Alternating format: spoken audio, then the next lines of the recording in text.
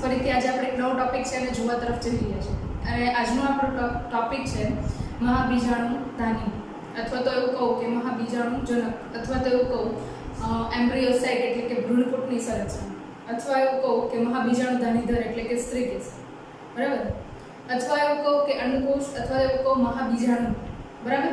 તો ઘણા બધા શબ્દો જે છે અહીંયા આગળ મિક્સ થાય છે, એને પહેલા આપણે ક્લિયર કરી લઈએ, બરાબર. ઓકે, સૌથી પહેલા આપણે વાત કરીએ મહાબીજાણુ ધાનીધર.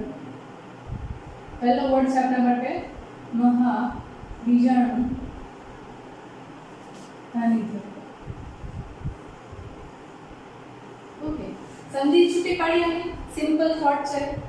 મહાબીજાણુ એટલે અહીંયા આપણે અંડકોષની વાત કરીએ છીએ. મહાબીજાણુ ધાની એટલે અહીંયા આગળ આપણે વાત કરીએ છીએ અંડકની, બરાબર. અને એના પછી મહાબીજાણુ ધાનીધર એટલે કે જે અંડક ધરાવે છે એની વાત કરીએ છીએ. એટલે તમે જોઈ શકો કે અહીંયા અંડકની સંરચના છે એ તમને સ્ત્રી કેસરની અંદર જોવા મળે છે, બરાબર.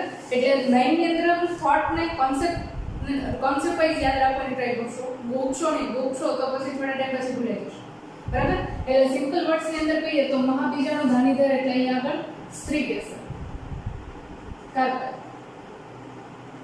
બરાબર. ઇંગ્લિશમાં સ્ત્રી કેસરને કાર્પેલ તરીકે ઓળખવામાં આવે છે, બરાબર. ઓકે, બીજો વર્ડ છે આપણી પાસે મહાબીજાણુ ધાનીધર.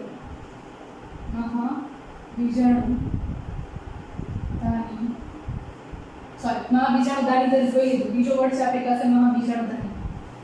મહાબીજાણુ ધાની એટલે હું અહીંયા નામ આપીશ અંડક, બરાબર. અંડક જે છે એને હું મહાબીજાણુ ધાની તરીકે ઓળખીશ. ઓવ્યુલ,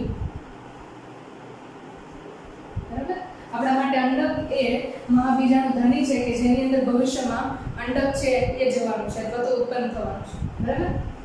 મહાબીજાણુ જેની અંદર ઉત્પન્ન થાય છે એને કહેશું આપણે મહાબીજાણુ ધાની. એના પછીનો ત્રીજો વર્ડ છે આપણી પાસે માદાજન્યુજનક.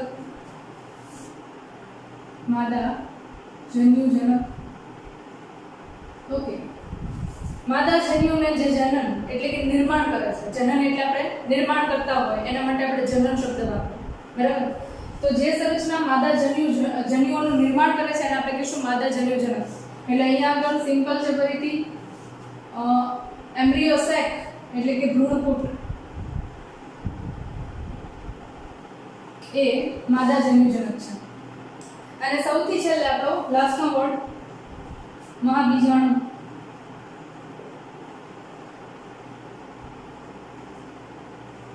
મહાબીજાણુ એટલે અહીંયા આગળ આવશે અંડકોષ, બરાબર. જે અહીંયા આગળ તમને રેડ કલરનો સેલ દેખાય છે ને એ આપણો અહીંયા આગળનો અંડકોષ છે. જે અંડકોષ સાથે ભવિષ્યમાં નરજન્યુઓ જોડાશે અને એમ્બ્રિયો એટલે કે ભ્રૂણનું નિર્માણ કરશે. અને ભ્રૂણ છે ભવિષ્યમાં બીજ વડે આવૃત થશે, જે બીજનું નિર્માણ અંડકમાંથી થાય છે, બરાબર. અને અંડક છે એ પોતે અથવા તો બીજ છે પોતે ઘણીવાર ફળ વડે આવૃત હોય છે. ઘણીવાર ફળ જે છે એમનું આવરણ છે શુષ્ક હોય, અથવા ઘણીવાર આવરણ જે છે એ એકદમ રસાળ અને માંસલ હોય, બરાબર. તો એ જે ફલાવરણ છે ભવિષ્યમાંથી બીજાશયની દિવાલ છે એમાંથી નિર્માણ પામશે, બરાબર. તો અહીંયા આપણે તમને કોન્સેપ્ટ ક્લિયર કરી દઉં છું, બરાબર. તો મહાબીજાણુ એટલે કે અંડકોષ છે એની સાથે જ્યારે નરજન્યુ જોડાય છે પ્લસ નરજન્યુ અને ફલનની પ્રક્રિયા થાય છે, તો ફલનની પ્રક્રિયાના અંતે પોસ્ટ ફર્ટિલાઇઝેશન ઇવેન્ટ છે એની અંદર તમે શું જોવાનું છે? તો કે એની અંદર તમે જોશો કે એ પોતે ભ્રૂણનું નિર્માણ કરે છે. ભ્રૂણધરી જેની અંદર તમે ઉપરની તરફ શૂટ એપેક્સ એટલે કે શું કહીશું ગુજરાતીમાં એને આપણે પ્રરોહારો, બરાબર. અને નીચેની બાજુએ રેડિકલ્સ એટલે કે મૂળ તંત્ર ભવિષ્યમાં વિકાસ કરે એના માટેની સંરચના આવેલી છે ભ્રૂણની, બરાબર. ભ્રૂણપૂટ જે છે એ ખાસ કરીને જોઈએ તો જ્યારે અંડકનો વિકાસ થતો હોય અને ભ્રૂણનું નિર્માણ થાય છે, બરાબર. અથવા તો એવું કહો ફલનની પ્રક્રિયા દરમિયાન જે કંઈ પણ ઉર્જાની જરૂરિયાત પડે છે, બરાબર, એ બધી જ ભ્રૂણપૂટની અંદર રહેલા કોષો છે એમના વડે પૂરી કરવામાં આવે છે, બરાબર. અંડક જે છે એ ભવિષ્યની અંદર બીજમાં રૂપાંતરિત થશે, બરાબર. જ્યારે ફલનની પ્રક્રિયા થઈ જાય અને ભ્રૂણનો વિકાસ થાય એના પછી જે અંડક છે આખે આખું બીજ તરીકે ઓળખાય છે. અને સ્ત્રી કેસર જે છે, બરાબર, એની અંદર ખાસ કરીને વાત કરું અહીંયા આગળ તો બીજાશયની દિવાલ. બીજાશયની દિવાલ છે એ ફલાવરણ બનાવશે અથવા બીજાશય છે એ આખું ફળ બનાવે છે એવું કહી શકીએ, બરાબર. ફળ તમે જુઓ તો ઘણીવાર શુષ્ક પ્રકારના હોય. ફોર એક્ઝામ્પલ મગફળી છે તો એની ઉપર જે આપણને ફોતરા છે, બરાબર, તો એ ફોતરા જે છે એ શુષ્ક ફલાવરણ છે એવું કહી શકો. જ્યારે આપણે કેરી છે એની અંદર જોઈએ તો બીજા શેની દિવાલ જે છે એને હું ફલાવરણ કહી શકું, અને અંદરની બાજુએ જે આટલો તમને માંસલ પોર્શન દેખાય છે, બરાબર, એ ફળનું નિર્માણ કરશે. જે કેરીની અંદર આપણે ખાઈએ છીએ, પલ્પ ખાઈએ છીએ, બરાબર, એ બીજા શય છે એની અંદરથી નિર્માણ પામે છે. તો આટલા સ્ટ્રક્ચર જે છે એને ખાસ યાદ રાખવાના છે. ઓકે, આ સ્ટ્રક્ચર ક્લિયર કર્યા એની પાછળનું રીઝન છે. તમને ઘણીવાર એવું પૂછશે કે MCQ ની અંદર ખાલી આ પાર્ટ જે છે એને આધારે આ કયો પાર્ટ છે ભવિષ્યમાં ડેવલપ થાય એ તમને પૂછી શકે, બરાબર. એટલા માટે પહેલા તમને આ કોન્સેપ્ટ છે એ ક્લિયર કરવો છે. હવે નેક્સ્ટ આપણે જોવાનું છે સ્ત્રી કેસરની સંરચના. હવે સ્ત્રી કેસરની સંરચના જોઈએ એની કરતાં પહેલા આપણે સ્ત્રી કેસર છે બાહ્યકાર રીતે પુષ્પની અંદર કેવી રીતે હોય છે અને કેવી રીતે ભાગ ભજવે છે એ પહેલા જોઈએ, બરાબર. ઓકે, ફર્સ્ટ ઓફ ઓલ વાત કરીએ તો અહીંયા આગળ સ્ત્રી કેસર જે છે એ પુષ્પની અંદર એક જ પુષ્પની અંદર સ્ત્રી કેસર કે પુંકેસર બંને પણ હોય છે. તો એને આપણે દ્વિલિંગી પુષ્પ તરીકે ઓળખીએ છીએ. ઘણીવાર એવું બને છે કે પુષ્પ જે છે એ એક જ સ્ત્રી કેસર ખાલી ધરાવે છે, બરાબર, તો એને આપણે માદા પુષ્પ તરીકે ઓળખીએ છીએ. તો એ પ્રકાર જે છે આપણે પહેલું ચેપ્ટર જે જોયું તો એની અંદર જોઈ ગયા છે. હવે ખાસ કરીને અહીંયા સ્ત્રી કેસર છે એની મોર્ફોલોજી બાહ્યાકાર સંરચના છે એને આપણે જોવાની છે. તો સ્ત્રી કેસરની બાહ્યાકાર સંરચના છે એની અંદર સંખ્યાના આધારે આપણે વાત કરીએ તો ઘણીવાર એવું બને કે એક પુષ્પની અંદર એક જ સ્ત્રી કેસર આવેલી હોય તો પુષ્પને આપણે સ્ત્રી કેસરની સંખ્યાના આધારે વિભાજિત કરીએ છીએ. પુષ્પના સ્ત્રી કેસરની સંખ્યાના આધારે પ્રકાર.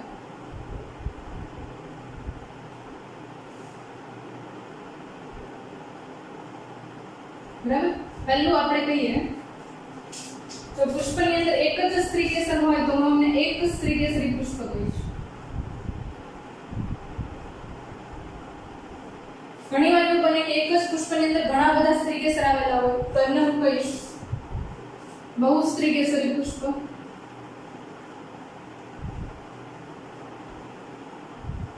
એટલે જેટલા પ્રમાણમાં પુષ્પની અંદર સ્ત્રી કેસર આવેલા છે એના આધારે આપણે પુષ્પને બે ભાગની અંદર વિભાજિત કરીએ. પહેલું કીધું આપણે એક સ્ત્રી કેસરી પુષ્પ અને બીજું કહીએ છીએ આપણે બહુસ્ત્રી કેસરી પુષ્પ. હવે એ જ રીતે વાત કરીએ તો એક જ સ્ત્રી કેસરી પુષ્પ છે તો એના માટે આપણે વધારે ડિસ્કશન નહીં કરીએ, પણ બહુસ્ત્રી કેસરી પુષ્પ છે તો એના આગળ ઉપર આપણે બે પ્રકાર લઈ શકીએ. ઘણીવાર એવું બને કે એક કરતાં વધારે સ્ત્રી કેસર છે તો સ્ત્રી કેસર છે ઘણીવાર એકબીજા સાથે જોડાયેલા પણ હોય અને સ્ત્રી કેસર છે ઘણી બધી વાર એકબીજાથી છૂટા પણ હોય. તો જો સ્ત્રી કેસર છે એકબીજા સાથે જોડાયેલા છે તો આપણે એને નામ આપશું યુક્ત સ્ત્રી કેસર. યુક્ત સ્ત્રી કેસર ધરાવતું પુષ્પ, બરાબર. જ્યારે ઘણીવાર તમે એવું જુઓ છે કે ઘણા બધા સ્ત્રી કેસર આવેલા છે પણ બધા સ્ત્રી કેસર છે એકબીજાથી છૂટા છે, મુક્ત, તો એમને આપણે નામ આપશું મુક્ત સ્ત્રી કેસરી પુષ્પ. યુક્ત અને મુક્ત બે પ્રકાર આપીએ છીએ. શેના આધારે? તો કે સ્ત્રી કેસર છે પુષ્પની અંદર જોડાયેલા છે કે મુક્ત છે એના આધારે આપણે એને બે નામ આપીએ છીએ. હવે એક્ઝામ્પલ્સ જોઈએ સાથે સાથે. યુક્ત સ્ત્રી કેસર છે આપણને પીપાવર સોમ્નિફેરા એટલે કે અફીણ જેની અંદરથી આપણને મળે છે, બરાબર. અફીણ જે છે એક પ્રકારનું ડ્રગ્સ છે જેને અલગ અલગ રીતે લોકો નશાકારક દ્રવ્ય તરીકે લે છે અને નશાકારક દ્રવ્યો તરીકે એ આપણા બ્રેઇનની ઉપર ઇફેક્ટ કરે છે, જે આપણી કોન્શિયસનેસ છે, આપણું રિયલ વર્લ્ડ છે એનાથી આપણને દૂર રાખે છે, બરાબર. એટલે ડિપ્રેશન, એન્ઝાઇટી આવા કોઈ પણ સિમ્પટમ્સ હોય એ લોકો આ અફીણ જે છે એમનો નશાકારક દ્રવ્ય તરીકે ઉપયોગ કરતા હોય છે. ઘણીવાર એ અફીણ છે, બરાબર, ચરસ છે, એ બધા જ છે એમનો ઉપયોગ મેડિસિન ડ્રગ્સની અંદર થાય છે, બરાબર, દવાઓ તરીકે એમનો ઉપયોગ થાય છે. પણ જ્યારે લોકો છે એ પોતાના નશાકારક દ્રવ્યો તરીકે ઉપયોગમાં લે છે ત્યારે એને નશાકારક પદાર્થો તરીકે આપણે ઓળખીએ છીએ, જે આગળના ચેપ્ટર્સની અંદર 12માં તમે જોવાનું છે, બરાબર. તો એની અંદર એક્ઝામ્પલ આવશે યુક્ત સ્ત્રી કેસરની અંદર તમે જુઓ તો સ્ત્રી કેસર જે છે એની અંદર સ્ત્રી કેસર જોડાયેલા જોવા મળે છે જેને તમે યુક્ત સ્ત્રી કેસર કહેશો. એક્ઝામ્પલ તરીકે અહીંયા છે પાપાવર સોમ્નિફેરા અને અફીણ તરીકે ઓળખવામાં આવે છે, બરાબર. મુક્ત સ્ત્રી કેસરી પુષ્પ જે છે એનું એક્ઝામ્પલ જોઈએ તો ચંપા ના પુષ્પો જે છે એની અંદર જોવા મળતા સ્ત્રી કેસર છે ઘણા બધા છે પણ એકબીજાથી એકદમ છૂટા છે. એની પ્રજાતિ જોઈએ તો માઇકેલિયા એની પ્રજાતિ છે. વૈજ્ઞાનિક નામમાં બે આવે, બરાબર, જાતિ અને પ્રજાતિ. એમાં પ્રજાતિ છે પહેલું નામ છે, બરાબર, જે માઇકેલિયા તરીકે અહીંયા તમને આપેલું છે એના સ્ત્રી કેસર તમે જુઓ તો આવી રીતે એકબીજાથી છૂટા હોય, આવા પ્રકારની એક સંરચના છે જે તમને ચંપાના સ્ત્રી કેસરની અંદર જોવા મળશે, બરાબર? તો આ સ્ત્રી કેસર જે છે એના અલગ અલગ પ્રકાર હતા કે જેમાં તમે થોડું વધારે detail study chapter number 5 external morphology of flowering plant સપુષ્પી વનસ્પતિની બાહ્યક સંરચના છે એની અંદર તમે જોઈ ચૂક્યા છો 11 બરાબર? ઓકે, હવે આપણે જોવાનું છે લાક્ષણિક રીતે પુષ્પો જે છે એમની અંદર સ્ત્રી કેસરની સંરચના કેવી હોય, એક્ઝેક્ટ સ્ત્રી કેસર છે એની મોર્ફોલોજી કેવી હોય. જ્યારે આપણે સ્ત્રી કેસર છે એના બધા જ ભાગોને દૂર કરીએ, ફોર એક્ઝામ્પલ પુષ્પ જે છે એના બધા જ ભાગોને દૂર કરીએ તો તમે સામાન્ય રીતે પુષ્પ જોયેલું છે હિબિસ્કસ રોઝા સાઇનેન્સિસ, બરાબર? જાસૂદનું પુષ્પ છે એ તમે જોયેલું છે, જાસૂદનું વૈજ્ઞાનિક નામ છે હિબિસ્કસ રોઝા સાઇનેન્સિસ. ઓકે, આની અંદરથી મેં બધા જ ભાગ કાઢી નાખ્યા છે, ખાલી સ્ત્રી કેસર જ છે.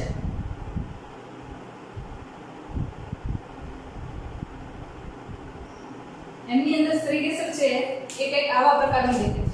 હવે એ સ્ત્રી કેસર જે છે એમનો આપણે ડિટેલમાં સ્ટ્રક્ચર જે છે વિઝ્યુઅલાઇઝ કરીએ તો કંઈક આ પ્રકારનું, બરાબર? હવે આની અંદર પરાગાસન જે છે મેં એક જ રાખ્યું છે, બરાબર? એની અંદર તમને 5 પરાગાસન એક જ સ્ત્રી કેસરની અંદર અલગ અલગ જોવા મળશે.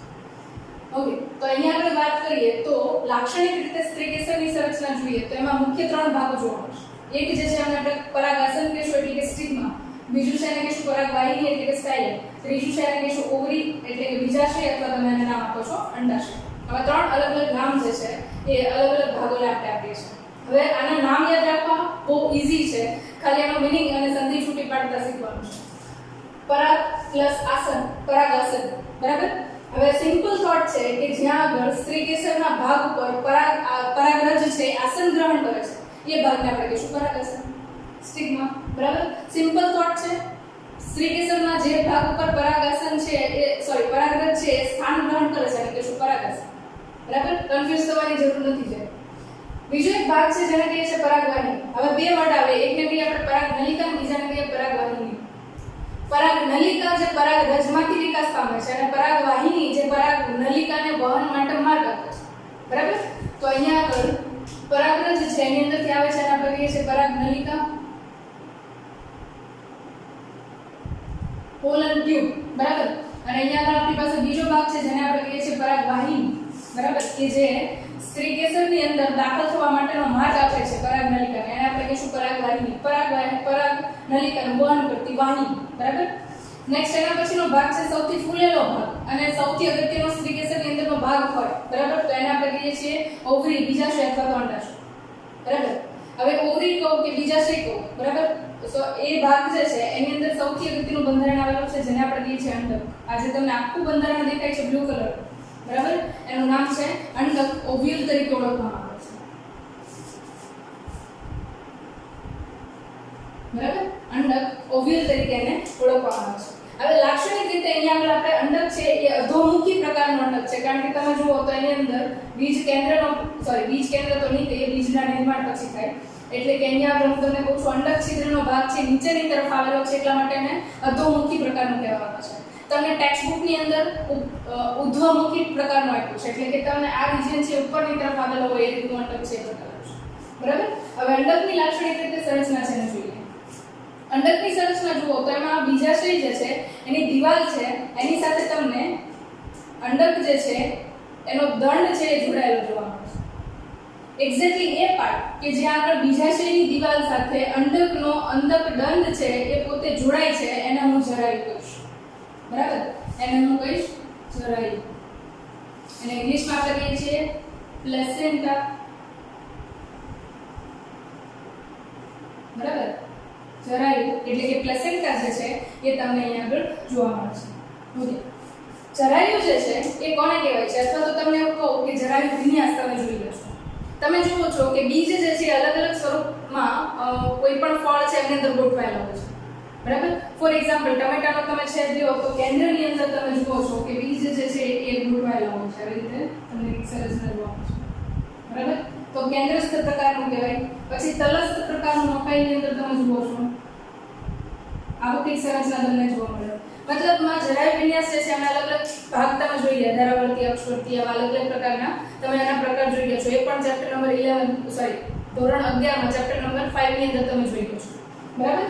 તો એ જરાય વિન્યાસ જે છે એ બીજ છે, બીજની આમ તો કહું તો અંડક જે છે એનું બીજાશયમાં સ્થાન ક્યાં છે એ આપણને રિપ્રેઝન્ટ કરે છે.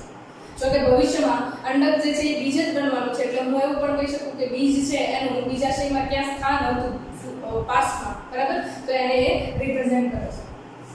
ઓકે, પછીની વાત કરીએ આપણે તો અંડકની આખી જે સંરચના છે એક દંડ મારફતે બીજાશયની દિવાલ સાથે જોડાયેલું છે. તો દંડ છે એના સિમ્બોલ છે અંડક દંડ તરીકે ઓળખવામાં આવે છે.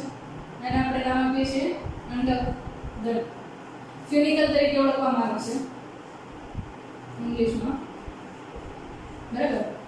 એના પછીનો ભાગ છે સૌથી અગત્યનો છે, જેને આપણે બીજ કેન્દ્ર તરીકે ઓળખીએ છીએ. બીજ કેન્દ્ર એટલે બીજું કોઈ ભાગ નહીં.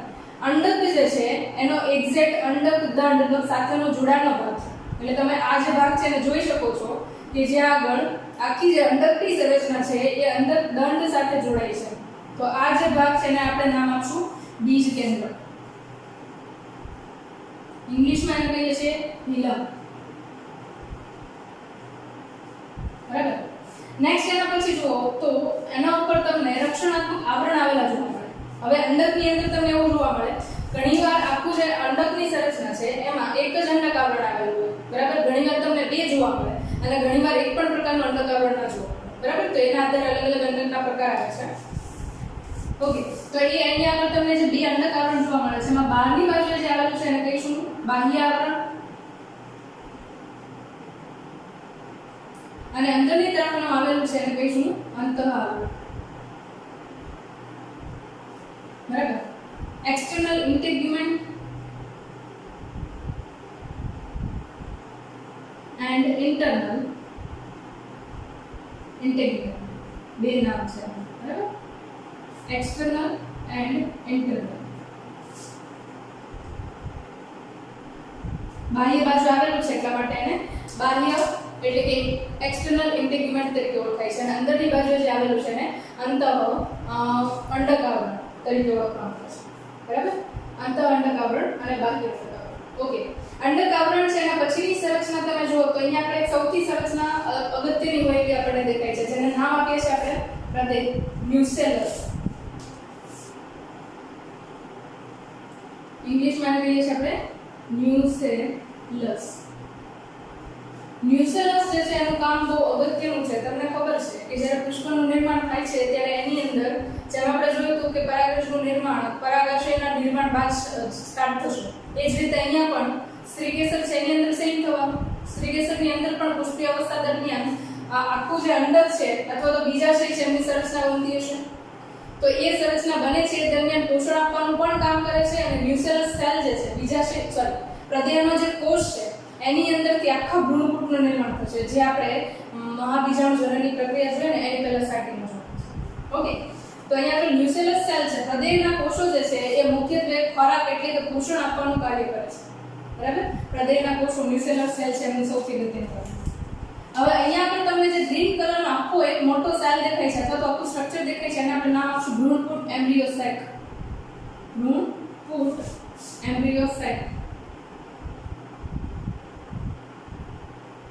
હવે એમ્બ્રિયો સેક એટલે કે ભ્રૂણપુટ છે એનું સ્ટ્રક્ચર તમે જુઓ, બંધારણ જુઓ તો એની અંદર તમે જોઈ શકો કે અલગ અલગ રંગથી તમને અલગ અલગ કોષો દેખાય છે. બ્લેક કલરના બે દેખાય છે, રેડ કલર છે, ગ્રીન કલરનો મોટો કોષ છે અને ત્રણ ઉપરની તરફ બ્લેક કલરના સેલ છે. આ જે છે લાક્ષણિક રીતે તમને આવૃત બીજધારી વનસ્પતિના અંડકની સંરચના ભ્રૂણપુટની સંરચના છે આપેલી છે. એમ્બ્રિયો સેક જે છે એમની સંરચના આપેલી છે. એટલે હું એવું કહી શકું કે મહાબીજાણુ જનક જે છે એ ભ્રૂણપુટ જે છે એમની સંરચના આપેલી છે. બરાબર? સંરચના જે છે એને આપણે થોડી ડિટેલમાં જોઈએ. અહીંયા તો જગ્યા નથી, આપણે પ્લેસ ચેન્જ કરીએ થોડી.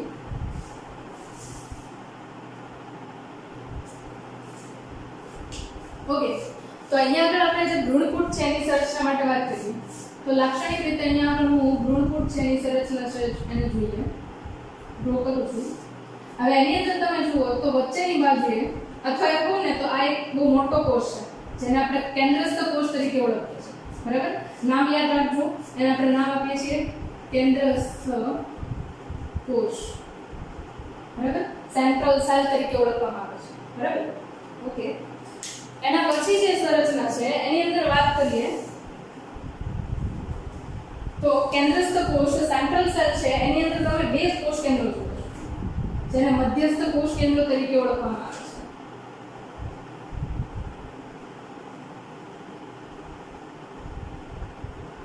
મધ્યસ્થ કોષ કેન્દ્રો છે એને આપણે ઇંગ્લિશમાં કહીએ છીએ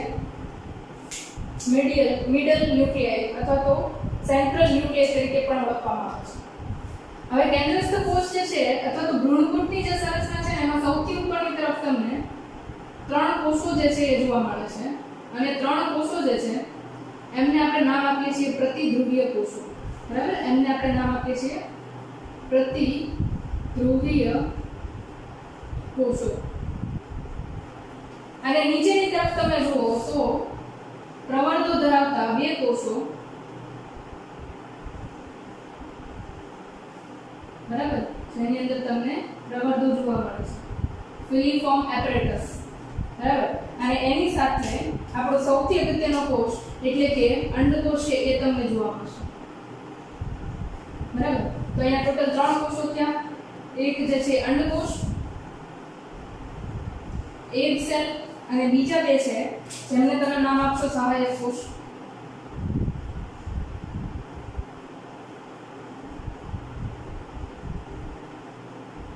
અંડકોષ, એગ સેલ, સહાયક કોષ. બરાબર, ફિલિફોર્મ એપરેટસ પ્રવર્ધો ધરાવતા તંતુઓ છે અહીંયા આગળ આવેલા છે.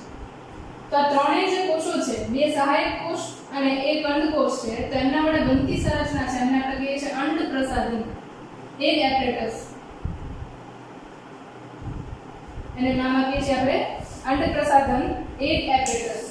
તો આ ભ્રૂણપૂટ છે લાક્ષણિક રીતે એમની સંરચનામાં તમને આવું જોવા મળે છે. હવે તમે અહીંયા આગળ જુઓ તો મુખ્યત્વે તમે 8 ન્યુક્લિયસ જુઓ છો, 8 કોષ કેન્દ્રો છે જોવા મળશે. 3 પ્રતિધ્રુવીયમાં, 3 અંડ પ્રસાધનમાં, એટલે 6 ટોટલ ન્યુક્લિયસ થયા કે કોષ કેન્દ્ર થયા. અને વચ્ચેની બાજુએ જે મધ્યસ્થ કોષ છે જે સૌથી મોટો છે એની અંદર તમે જુઓ છો સેન્ટ્રલ બે કોષ ન્યુક્લિયસ. બરાબર, બે મધ્યસ્થ કોષ કેન્દ્રો, એટલે ટોટલ 8 કોષ કેન્દ્રો ધરાવે છે ભ્રૂણપૂટ. 8 કોષ કેન્દ્ર, 8 ન્યુક્લિયસ, અને એની અંદર તમે જુઓ છો 7 કોષો. બરાબર, 3 કોષો ઉપર, 3 નીચે અને વચ્ચેની બાજુએ એક સૌથી મોટો કોષ, એટલે 7 કોષો તમે એની અંદર જુઓ છો. તો લાક્ષણિક રીતે તમે ભ્રૂણપૂટની સંરચના જુઓ છો ત્યારે એ 8 કોષ કેન્દ્રો અને 7 કોષો ધરાવતી સંરચના છે. તો આ સંરચના તરીકે આપણે જોયું લાક્ષણિક રીતે ભ્રૂણપૂટની સંરચના, સાથે સાથે સ્ત્રી કેસર જે છે એમની અંદર કેવા પ્રકારની સંરચના જોવા મળે છે એ ટોપિક જે છે આખો આપણો કમ્પ્લીટ થાય છે. હવે નેક્સ્ટ લેક્ચર છે એની અંદર આપણે સ્ટડી કરવાના છીએ માદા જન્યુજનનની પ્રક્રિયા. માદા જન્યુજનનની પ્રક્રિયા જે છે એમાં ભ્રૂણપૂટનું નિર્માણ કેવી રીતે થાય છે ત્યાંથી આપણે સ્ટાર્ટ કરશું અને લાસ્ટમાં માદા જન્યુ એટલે કે અંડકોષનું નિર્માણ થાય છે ત્યાં સુધીનું સ્ટ્રક્ચર જે છે નેક્સ્ટ લેક્ચરની અંદર જોવા